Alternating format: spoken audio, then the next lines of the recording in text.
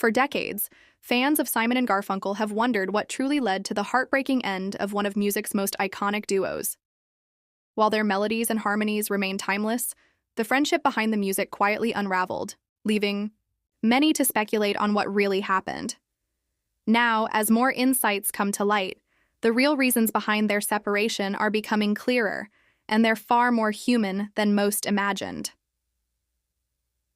Paul Simon and Art Garfunkel met as schoolboys in Queens, New York, and their bond over music was immediate. They began performing under the name Tom and Jerry long before their rise to fame.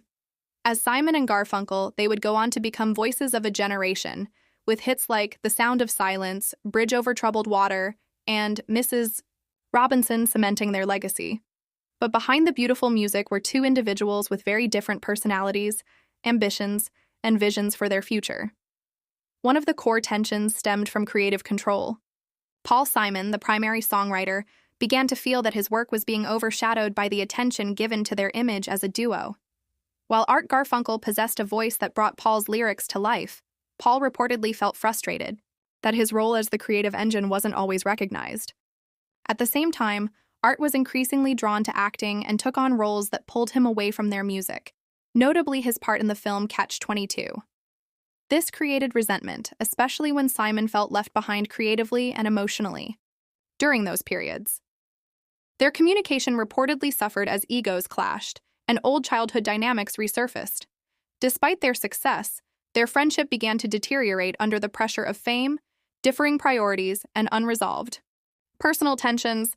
Many people close to them observed that while they respected each other's talents deeply, they struggled to relate to each other as friends outside the studio. By the time their final album together, Bridge Over Troubled Water, was released, in 1970 their personal bond was already strained.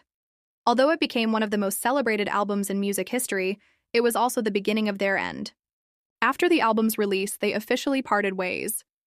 There were occasional reunions, including a famous concert in Central Park in 1981, but each time, old wounds seemed to reopen, preventing a lasting reconciliation. In later interviews, both Simon and Garfunkel expressed regret about the way things ended, with Garfunkel often wishing they had maintained a closer relationship, and Simon sometimes admitting that he had a hard time letting go of the past. The truth is, what ended Simon and Garfunkel's friendship wasn't a single explosive event. It was a slow unraveling of trust, identity, and emotional connection over many years.